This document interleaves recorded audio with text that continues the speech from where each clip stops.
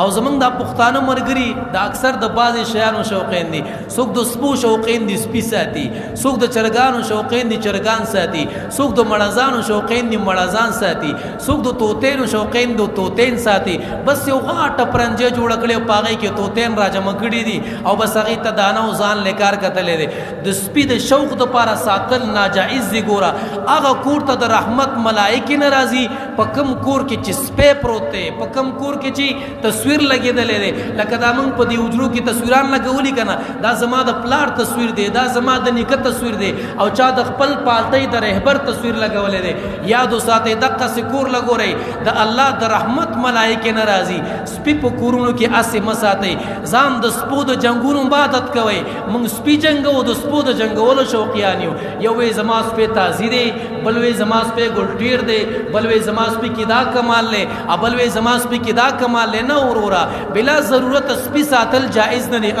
کو ضرورت دی د ضرورت په بنا باندې د سپي ساتل جایز ما د هغې خبره مخکې وکړه کو ضرورت دی د هغه ضرورت په بنا باندې ساته بعضې ملګري چرګان جنګوي ورته ولاړ دی او چرګان لګې دي د الله مخلوق دی په جنګ اچولی دی او د هغې نه سرې وینې روانې دي انسان پتا کې دومره انسانیت نشته دی چې د الله په مخلوق دی ترس راشي هغه ټول زخمی زخمی دی د هغې د مخوکې نه وینې روانې د هغې نه د مخ نه وینې روانې د هغې پکې سترګه ولګېږي سترګه پکې ووتله تا له د الله مخلوق جنګول او ته ولاړې تماشې کې لکه کم سے کم د الله په مخلوق دی ترس نه راځي څوک چې ګورې په مخلوق رحم نه کوي الله په دې انسانانو رحم نه کوي بعضې خلک مړزان ساتي او بیا مړزان جنګوي چې ته ورته وګورې دی ښېګڼه نه ګوتې غونتې وسري او په دې کې یو شی بند کړي ټوپونه هم داسې روغ روغ وي ځان له امکار کتلی دی ځان یې مسې هلکه مړزان له اوس شی دي چې تاسو یې جنګوئ چرګان له څه شی دي چې تاسو یې جنګوئ سپي له څه شی دي چې تاسو یې جنګوئ نور کارونه ختم شو چې اخره کې سپو جنګولو ته پاتې شوئ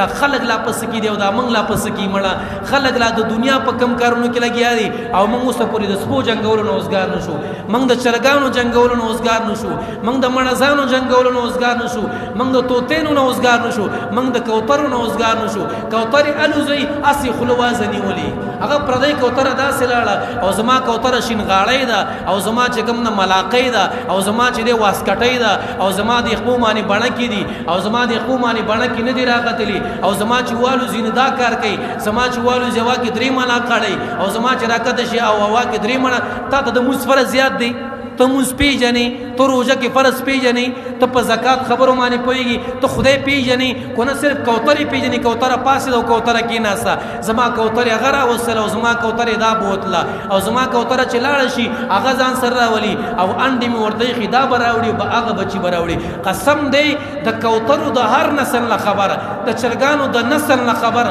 د مړزانو د نسل نه خبر د سپو د نسل نه خبر خو همدقه مسلمان د اسلام د یو حکم نه دی خبر د اسلام د یو رکن نه دی خبر د اسلام په یو خبره نه دی خبر د اسلام د احکاماتو پته نشته او مسلمانانو ورونو لکه اخر دومره غفلت اخر ولې دی یاره چې د اسلام د یو حکم نه خبر نه او د دنیا د هر یو غافل کار نه خبر یو د دنیا د هر یو فضول کار نه خبر یو چې نه خبر نموز نه خبر نه تپوس نه وکا او داس کې سو فرضي پته ورته نشته تپوس نه وکا غسل کې سو فرضي ورته پته نشته دی تپوس نه وکا د موس فرض پته ورته نشته دی خو د دقې مرغانو د دقې چرګانو د دقې سپو د دقې نور بلا مترو د دې نسلونه پیژني هغې له ټیم ورکړی هغې له وخت ورکړی بس په چت باندې ولاړ خوله ترې نوازې پاتې ده